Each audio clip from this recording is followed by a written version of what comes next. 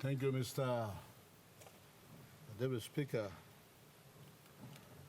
My statement is on fostering demand-driven and a sustainable higher and technical education in Papua New Guinea through strategic interventions to support socio-economic development. Mr. Speaker and honorable members, Prime Minister, I thank you for allowing me the opportunity to address this House on behalf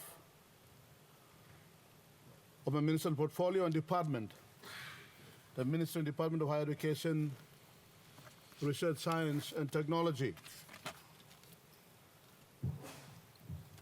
Let me on behalf of my people of Kandep, thank the Prime Minister, Honorable James Marape, for giving me this confidence in my capability and leadership by entrusting me two most important ministerial portfolios under my humble care: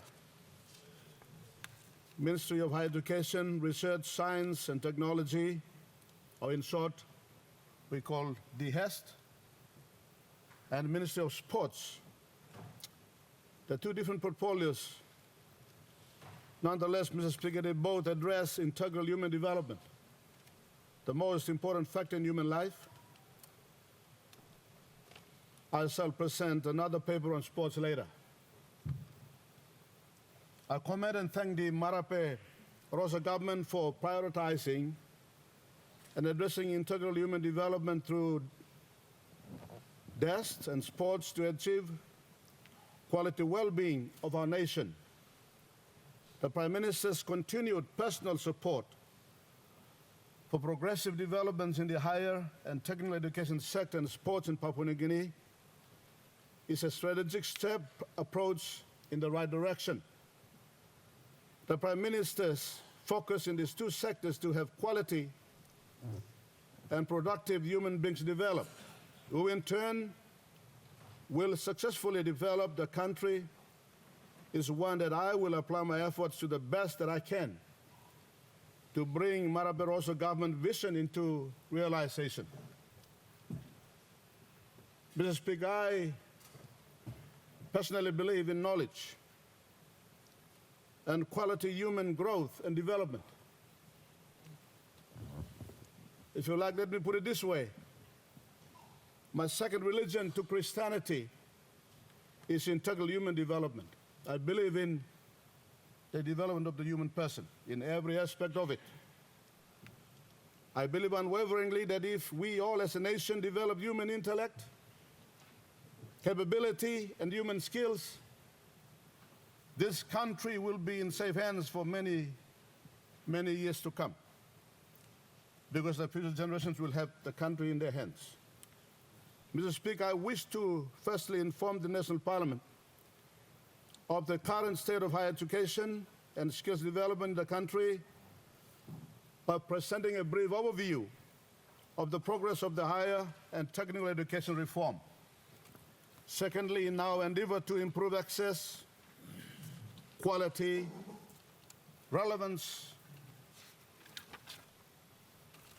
of higher education and skills development, I wish to present my minister's strategic targets for this term of Parliament in shifting from a supply-driven curriculum towards demand-driven curriculum and training packages. I will address quality education and technical vocational skills training.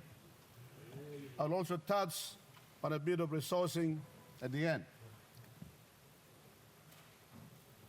Mr. Speaker, the higher and technical education landscape in Papua New Guinea is transforming to meet the demands of the 21st century amidst the shocks of the COVID-19 pandemic, the Ukraine-Russia war, and limited budget support over the last 5 years. The amendments to the Higher Education General Provisions Act 2014 and the subsequent passing of the Higher and Technical Education Reform Act 2020 provides the enabling legislative framework to reform, transform, and unify what used to be a relatively small and fragmented higher and technical education system as directed by the NEC decision number 25 in 2017. Mr. Speaker, implementation of the reform is guided by the normal higher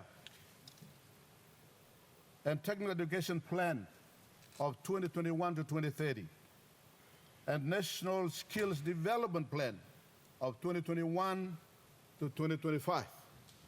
These plans provide directions for implementing the reform to increase access, enhance quality, and relevance of higher education and skills development in the context of digital technology transformation and a knowledge-based economy.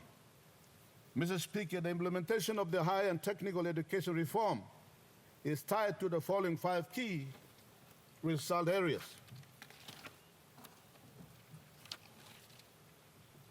Result key area number 1, transfer of budgetary allocation from affected agencies and departments to the Department of Higher Education, Research, Science and Technology.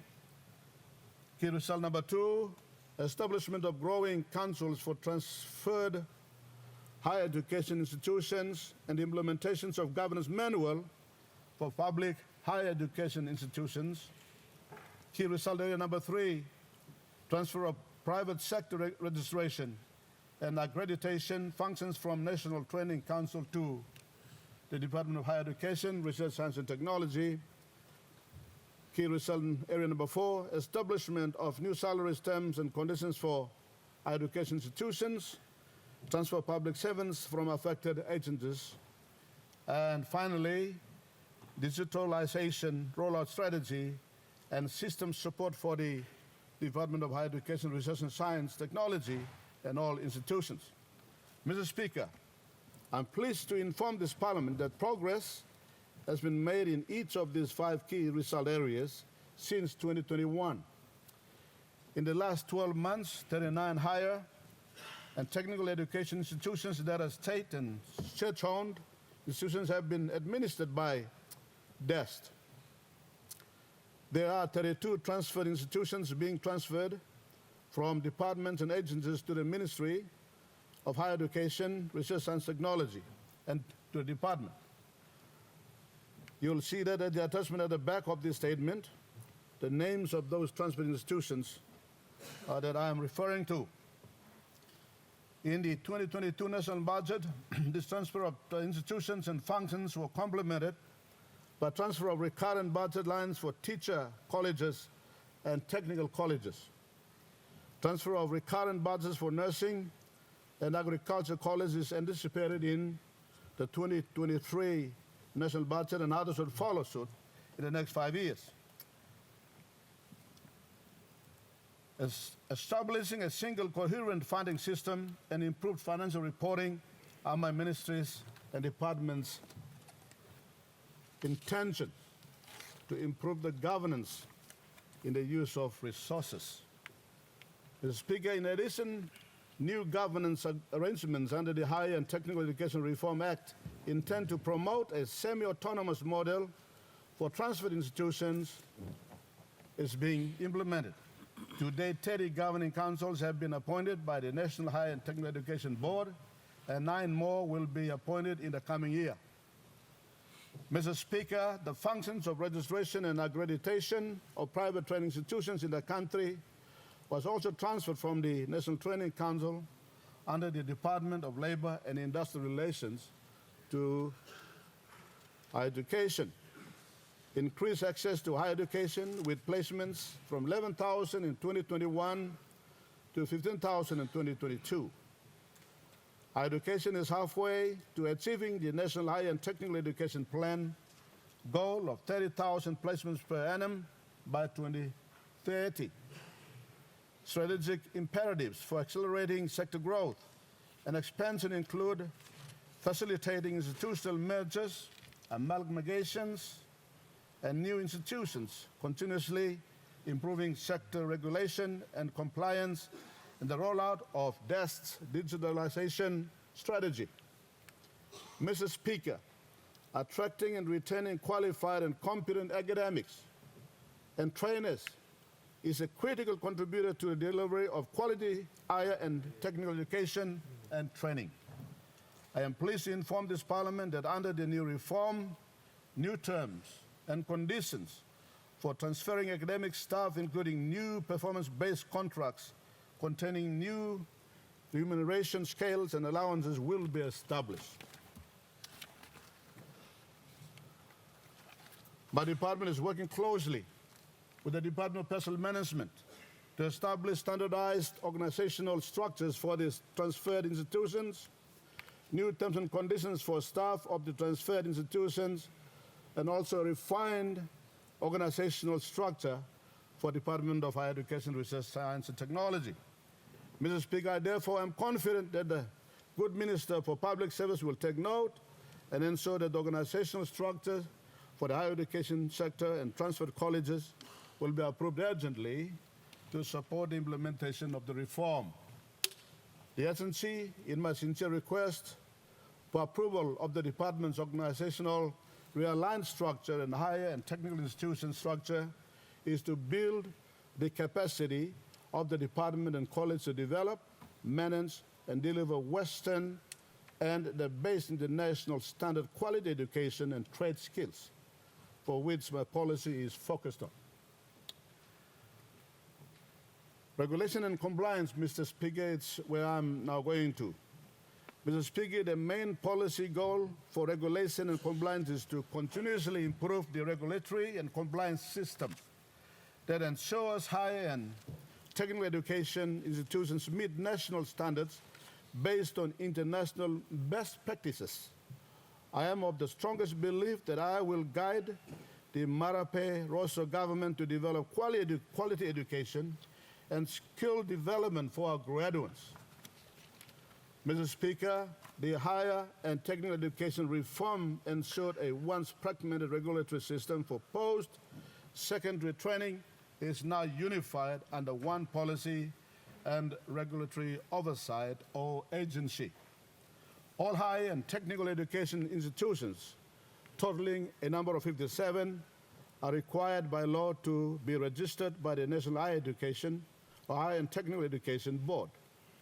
All universities, colleges are required to undergo external independent reviews, and the reviews will focus on academic audits, governance, curriculum, the style of teaching, financial audits, etc., on a 5-year basis to ensure they continuously meet the national standards. All courses and programs are required to incorporate the requirements of the national standards. There are 13 standards for regulating universities and 10 for regulating colleges as per Papua New Guinea National Qualification Framework, or in short called PNG and QF. All qualifications offered are aligned to nationally approved level of qualifications to ensure qualifications issued by institutions in PNG are first able to provide students and graduates pathways within and across programs and institutions, and further allow students and graduates in the TVET subsector a pathway into higher education. And secondly, internationally comparable and competitive, meaning Papua New Guinea qualifications are as good as any qualification attained internationally. PNG National Qualification Framework is aligned to Asia-Pacific standards and European standards, including Washington Accord for Engineering Program. We want to align our universities to top-performing universities like Melbourne University, Australian National University, University of Queensland, and Royal Melbourne Institute of Technology. And conversation and dialogues will be open with some of the best universities and TVETs in Europe, Australia, New Zealand, and Japan to continue our present work as restoring confidence and quality of education and scaling. We need to work and power with the best in the world. Currently, there are 57 higher and technical education institutions recognized by the National Higher and Technical Education Board. This is an increase of 21 institutions since 2017, reflecting a 37% increase. Mr. Speaker, DIRST is incorporating into its current quality assurance system processes to register a total of 113 private training institutions and their programs. In attachment 2, you'll see the 113 that I'm referring to at the back of the statement. These private institutions will have to prove the sustainability and their strong compliance to the country's quality standard to exist as competitive and reliable knowledge developers and quality education. The two men is sprouting, we have to have the control. Mr. Speaker, the current challenges for regulation and compliance of higher and technical education in PNG are challenges that we face in resources that are made available, as non-compliance to national standards by some institutions, and different curriculums are being taught or offered in the TVET subsector, most not meeting the demand and skills required by the industry. Those are the issues we must address. Mr. Speaker, while growth of new institutions and programs to cater for increasing number of school leavers annually is encouraged, I will emphasize compliance and quality assurance is mandatory. They have to follow the law, the quality standards, and the regulations that guide those institutions to remain competitive at the higher quality level. This includes new institutions proposed for members of parliament. Currently, more than 200 private institutions operate without formal registration and accreditation. Mr. Speaker, that is a very important issue to me because they must follow the standard. The department will ensure that these institutions fully comply with the regulations and be registered accordingly. Mr. Speaker, we will grow the private sector by registering private education and training institutions that are able to meet and satisfy the higher education regulations and are self-sustainable. This is to ensure that quality is regulated. I got reports of students who come and say, we have enrolled in this college, or that institution, and it's closed down after 5 years, after 10 years. That's not fair. Mr. Speaker, to address these challenges and to meet the policy objectives of quality assurance, my ministry and the department will embark on the following strategic interventions in the next 5 years.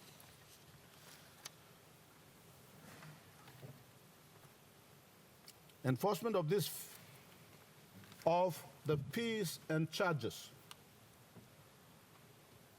Department of Higher Education, Research, Science and Technology will enforce fees and charges stipulated in the Higher Education General Provisions Act 2014 and as amended on institutions that do not comply with national standards and will be penalized under the Higher Education Technical Education General Provisions Act if any institution do not comply with the standards.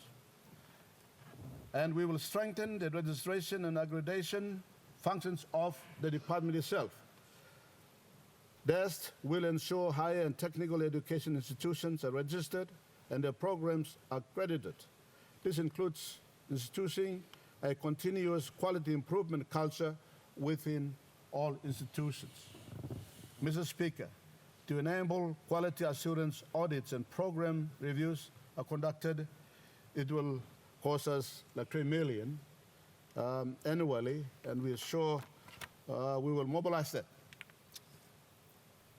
Infrastructure development and partnerships. Mr. Speaker, increase access, quality, and relevance of higher and technical education through quality infrastructure development and strategic partnerships. Mr. Speaker, for the last 5 years, infrastructure development for over 60 public institutions, state-owned institutions, and church-owned have been funded by the national government through the Public Investment Program, or PIP. While the number of institutions seems large and the funding struggles to support the increase the enrollment capacities of these institutions. Nevertheless, Mr. Speaker, 95 project components have been completed in the last 3 years, in 2020, 21, and 2022. The main infrastructure types include staff houses, hall of residence or dormitories, lecture buildings, multi-purpose halls, perimeter fencing, science laboratories, computer laboratories, amongst others that have been accomplished. The department will carry out an inventory assessment for all institutions to develop a proper physical infrastructure development plan. TVET institutions that have missed out on the phase 1 of the ADB project will be considered in the next phase, including teacher, nursing, and tourism. In so doing, we improve quality of teaching, learning, and infrastructure. This will include church-run institutions as well. Mr. Speaker, our aim is to make sure that all institutions are funded and up to required standards to meet the growing socio-economic demands of Papua New Guinea.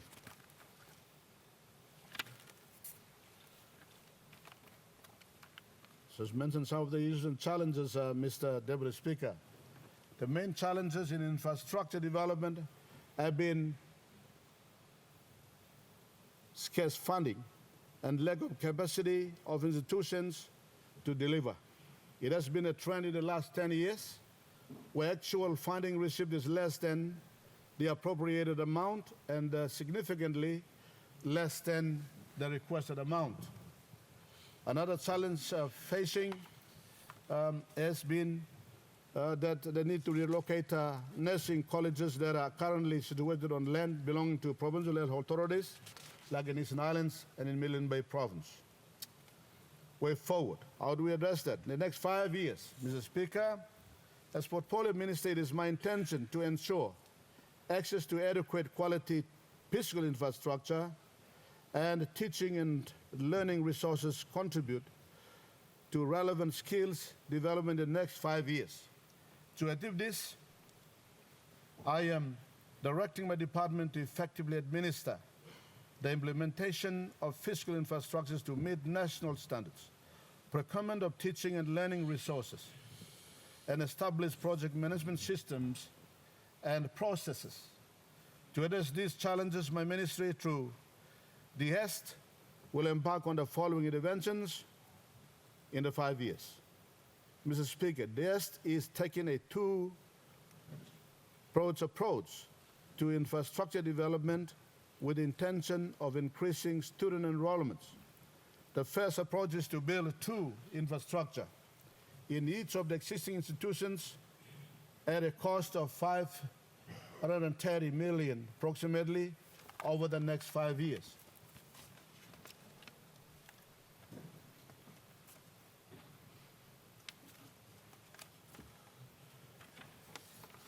The second approach, Mrs. Deputy Speaker, is to support the establishment of new institutions, including Medical University, Lutheran University, and Innovative University of Enga. These three have been recently established. An upgrading of existing vocational centers, institutions based on labor market needs, equity, and government directives at a 700 million kin over the next 5 years. Mr. Speaker, my department aims to establish at least one new institution in the areas of agriculture, teacher education, technical and polytech training, nursing and specialized fields such as science, technology, engineering, mathematics, or in short, STEM. Mr. Speaker, to improve program and project management, my department's aim is to develop a monitoring and evaluation framework to periodically monitor and evaluate developments in the higher and technical education sector through a systematic approach. This will contribute to improving periodic reporting across the sector. Mr. Deputy Speaker, through this infrastructure development proposal and the development partner The development partners support mainly through the Asian Development Bank, through a facility called the Improved TVET for Employment Project, Government of Australia, to Sub-National Skills for Growth Program, and People's Republic of China, supporting Western Pacific University. About 4,000 new spaces will be created in our higher and technical education institutions in the next 5 years. Mr. Speaker, for physical infrastructure, the total cost to create at least 4,000 spaces using this intervention modality to improve access to quality higher education and training is approximately 1.2 billion, which is a sum of 529 or 530 million and 700 million that I alluded to earlier over the next 5 years. This will be guided by an infrastructure development plan. Mr. Deputy Speaker, I am now touching on the digitalization of learning, or e-learning, or online learning and studies. Mr. Speaker, the overall policy goal for digitalization is to connect and transform the higher and technical education sector through digitalization of management and service functions and enhance access to higher and technical education and research through digital platforms. Mr. Deputy Speaker, my minister's digitalization strategy aims at transforming the higher technical education sector into a diverse and growing network of post-secondary higher education institutions that prepare students for application of knowledge at an advanced level. In the next 5 years, the focus will be to maximize digital learning and teaching space. The digitalization rollout to provinces and the 89 districts will provide an e-teaching and learning platform that is accessible to all students. Successful delivery of digital education services requires significant capacity development and adaptation in teaching and learning processes to ensure people-led rather than technology-led innovation and transformation.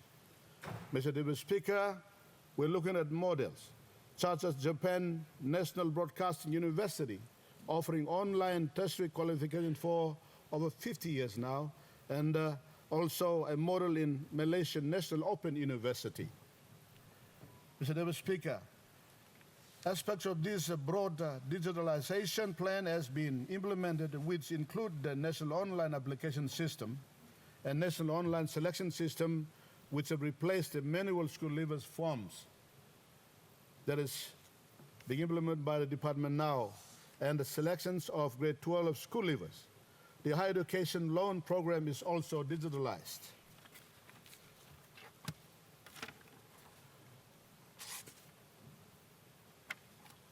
But the department will venture into partnering with ICT service providers such as Datacom, telecom, and mobile companies, and others for provision of affordable and reliable internet service to higher and technical education institutions.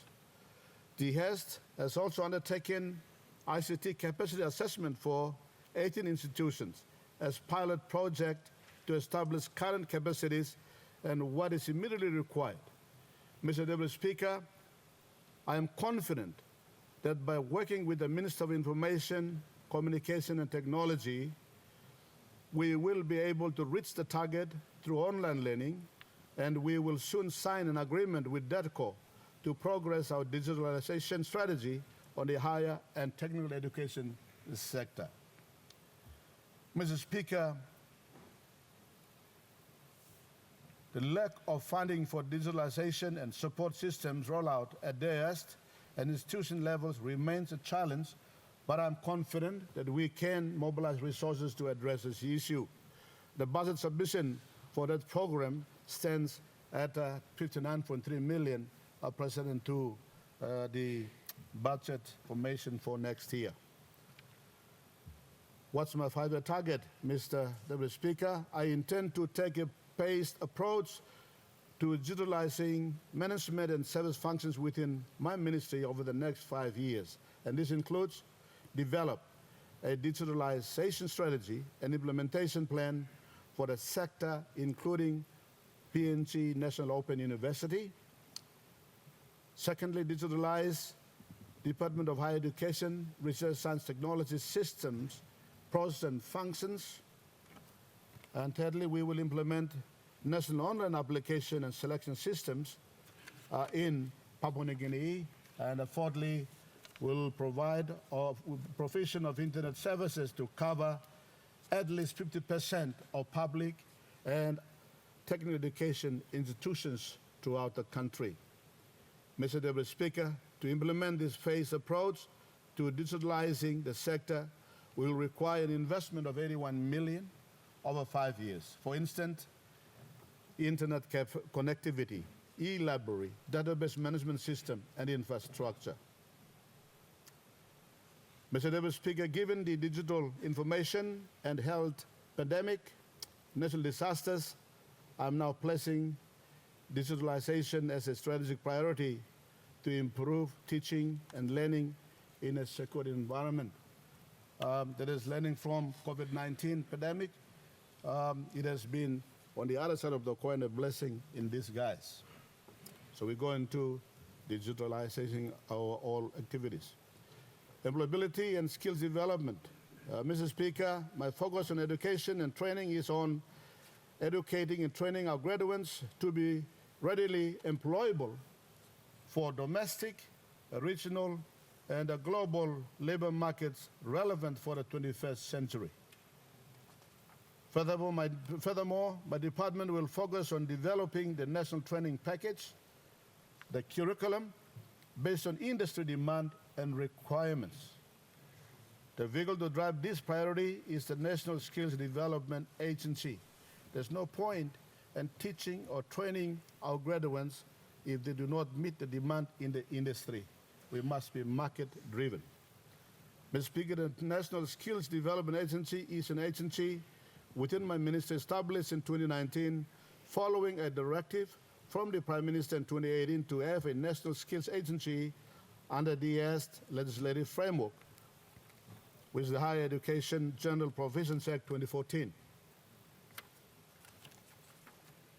The intent of the National Skills Development Agency is to provide an enabling platform for oversight, regulation, planning, and development of national skills capacity. The agency is demand-driven, industry-led, with the overall objective to contribute to national economic growth and development through a demand-driven curriculum, an industry-led approach to skills development based on labor market demand and government priorities. National Skills Development Agency as representatives of people from government departments, industries, employers, civil society, and higher and technical education institutions who collectively advise the department on the skills demanded in the country. The National Skills Development Agency has established 4 industry skills groups based on the government's priorities. There, in agriculture, the curriculum will develop in agriculture, very important. We're looking at the Prime Minister's policy perspective on coffee, on oil palm, on livestock. Those are very important areas that the curriculum development will take into serious consideration in putting the curriculum together. The next is in the construction industry. If you recall back when we started the PNG LNG project, and there was about 30,000 people coming in, employed from outside, Mr. Deputy Speaker, because we did not have that skill here. And there were simple skills like supervision, construction, driving a machine, or doing a culvert or bridge. Those things we used to have them, but we never had them. So we're looking at those qualities because the next project we heard about in the petroleum sector, as mentioned by ministers, in the mining, etc., we'll have to have our people to do the job. So we'll have 30,000 jobs for our Papua New Guineans rather than we saw 30,000 employees from outside coming to work on the PNG LNG project. TVWAN trainers. See, the training of the teachers is very important.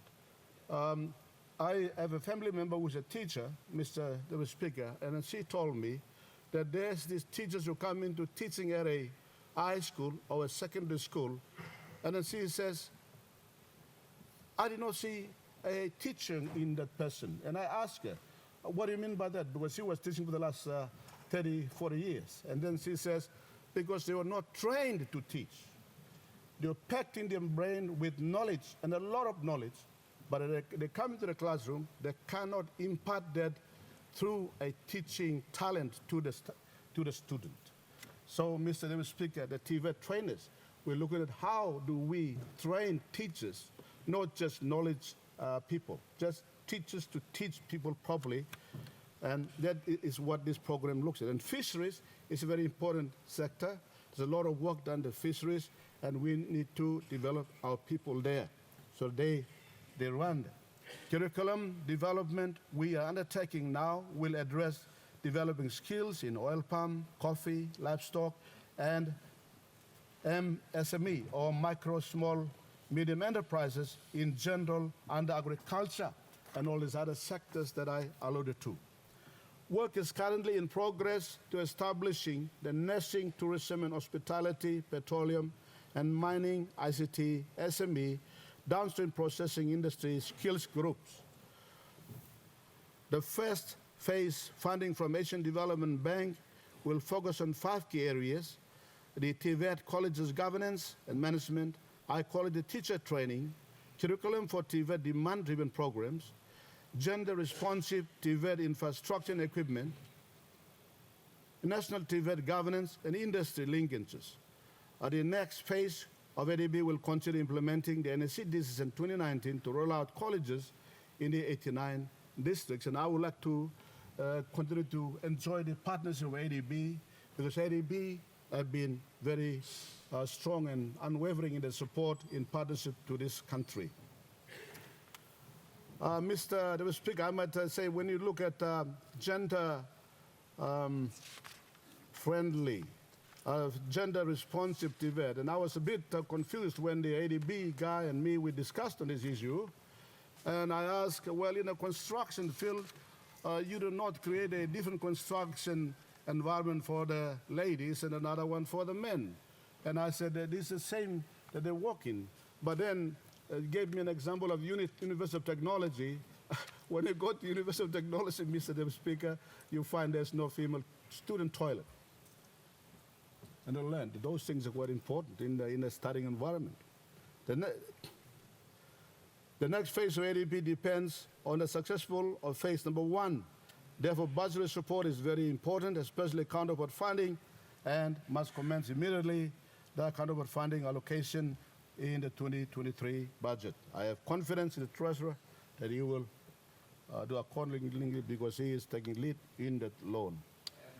Mr. Speaker, industry skills groups composed of experts from various industries to provide advice on the development of curriculum and national training packages for their respective industries, ensuring that the training packages are targeted towards meeting the needs and requirements of industry and employers.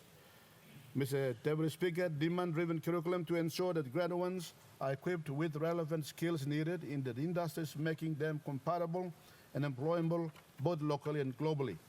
Educate and train the highly educated and skilled workforce to support the government to grow the economy and sustain social sector in a secured environment.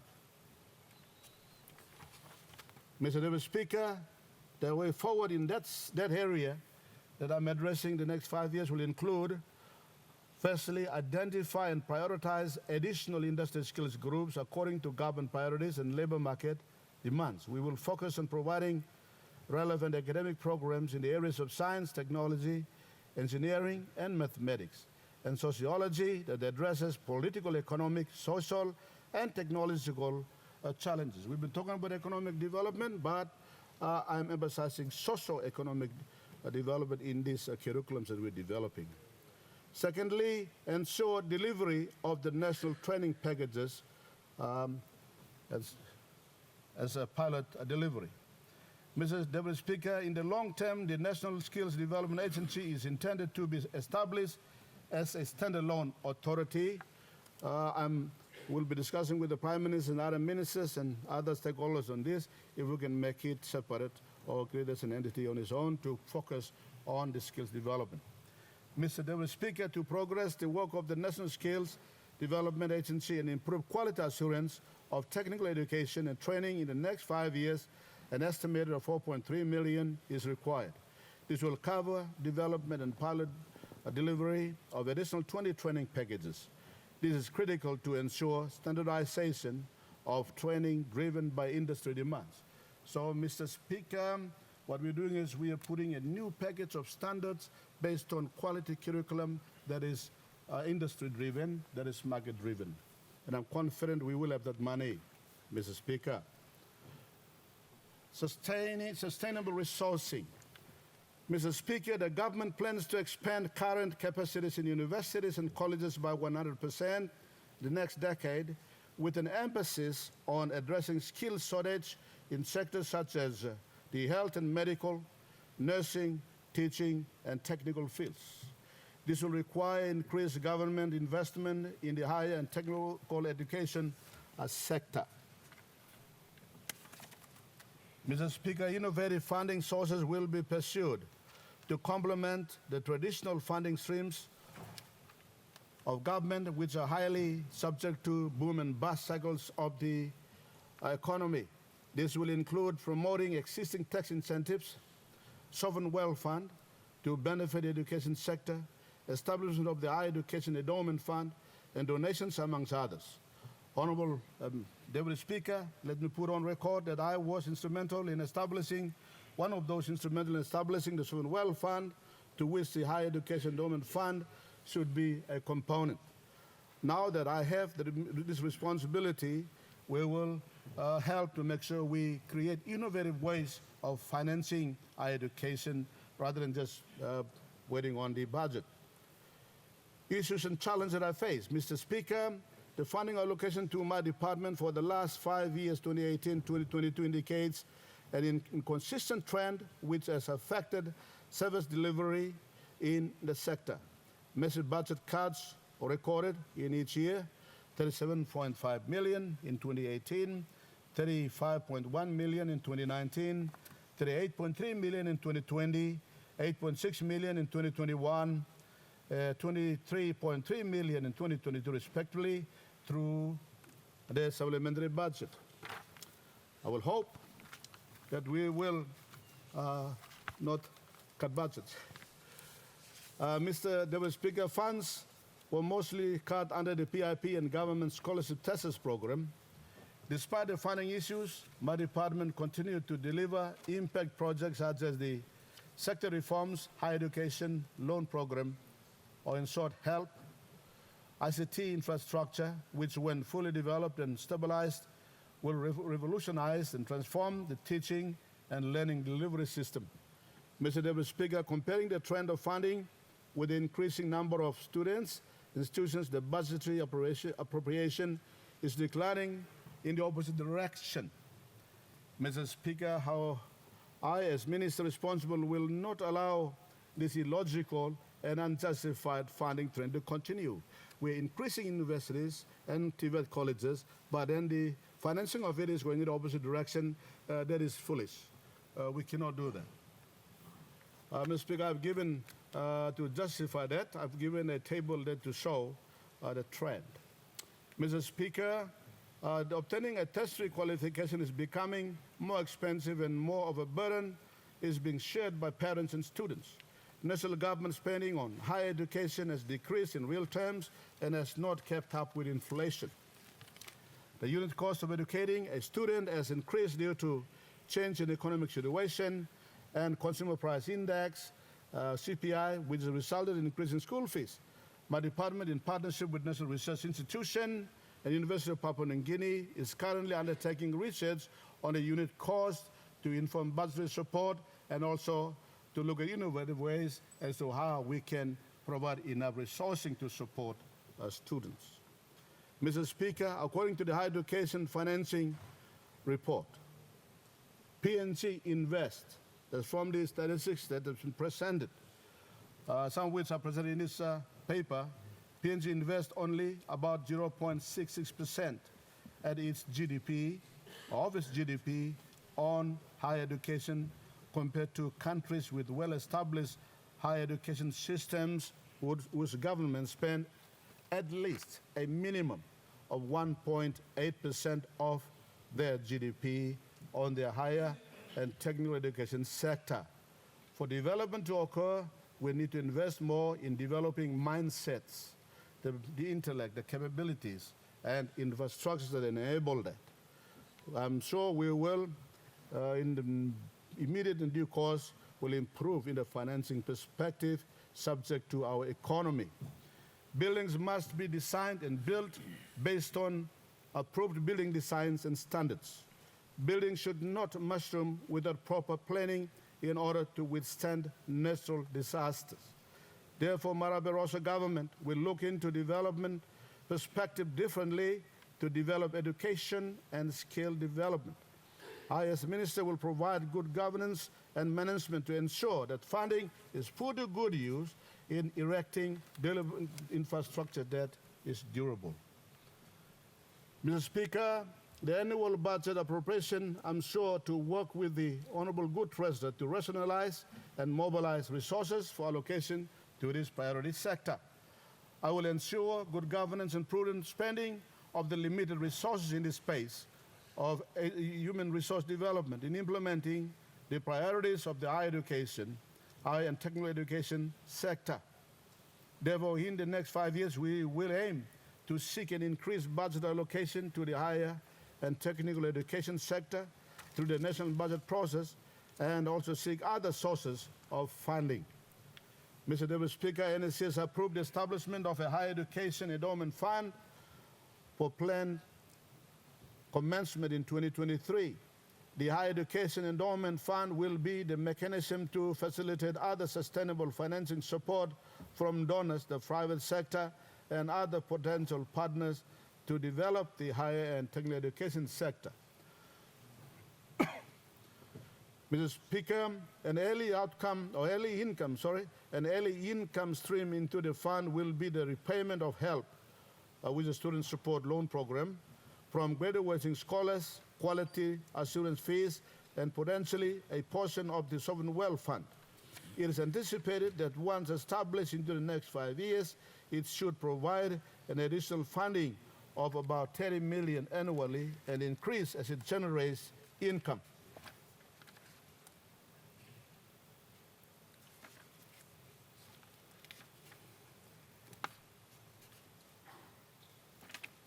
Mr. Speaker, given the critical need to expand the current fiscal and ICT infrastructure capacity in the higher and technical education sector, the Marape Rosa government will consider large infrastructure project financing to be supported by infrastructure financing specialists such as development partners, international lending institutions, private corporations, and philanthropic foundations.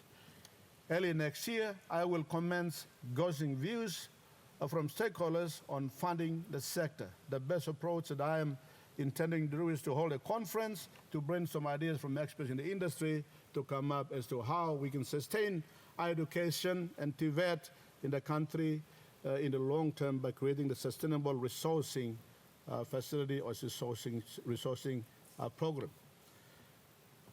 Mr. Deputy Speaker, improved financing must be supported by the strengthening of governance and management capacities across all levels and subsector of government to ensure increased funding is utilized effectively.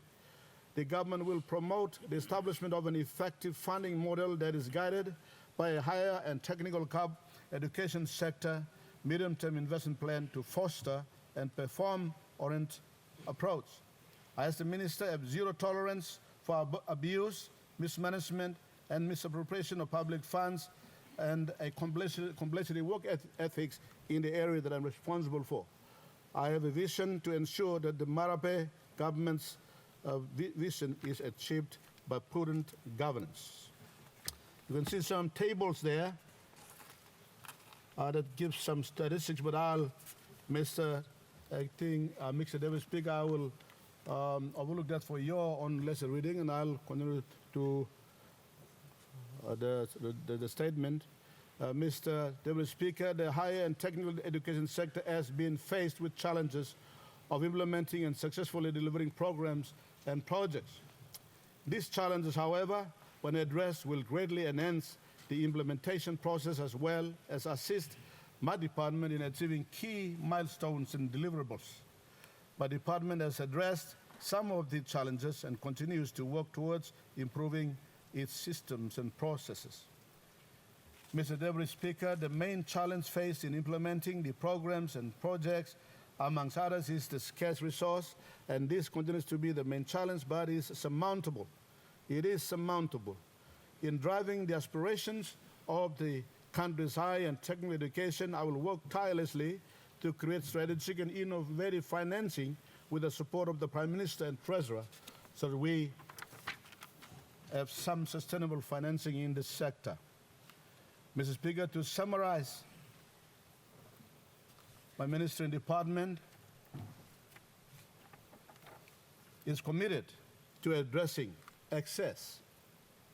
How do we increase the number of students that learn, either through established institutions, TVETs, or through online? The quality, the curriculum, the teachers, the standards, the governance, everything else that brings quality about. And relevance, the industry, the market, what we teach those graduates. Their employability out in the market is very important, both domestically and internationally. Through these strategic priorities and interventions at a cost of $1.3 billion over the next 5 years, we will achieve them. Quality assurance will invest up to about 15 million. 15 million. It's not a cost, but it's an investment. Infrastructure development, Mr. Deputy Speaker, will see us spend 1.2 billion kina. Digitalization, Mr. Deputy Speaker, will see us spend 81 million kina. And employability and skills development, which is the training of teachers and trainers, 5 million kina. Mr. Deputy Speaker, we shall not use the scarcity of financial resources as a reason or excuse to underfund or not fund these vital programs I present today.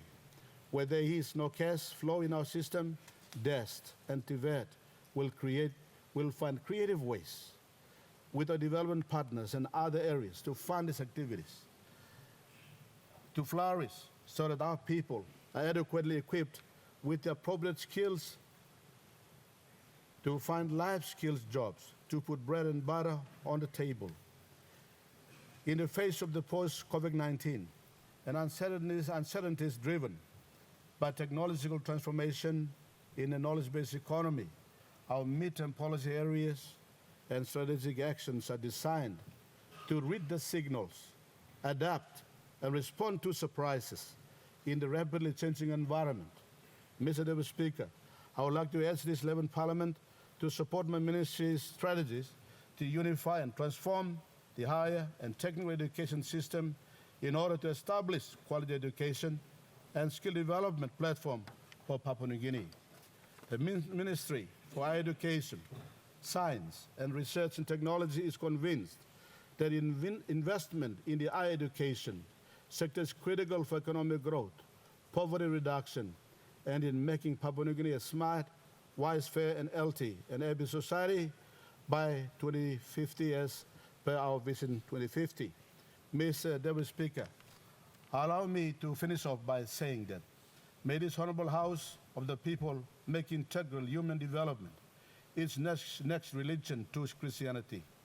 PNG must boldly have the human capital development at the highest standards to ensure that no child is left behind, and therefore to transform Papua New Guinea to become the richest Christian nation on earth. Mr. Speaker and members of the 11th Parliament, thank you kindly for your attention, and I commend this report to you. I will in due course bring a sports paper probably in the next Parliament. Thank you very much, Mr. Deputy Speaker.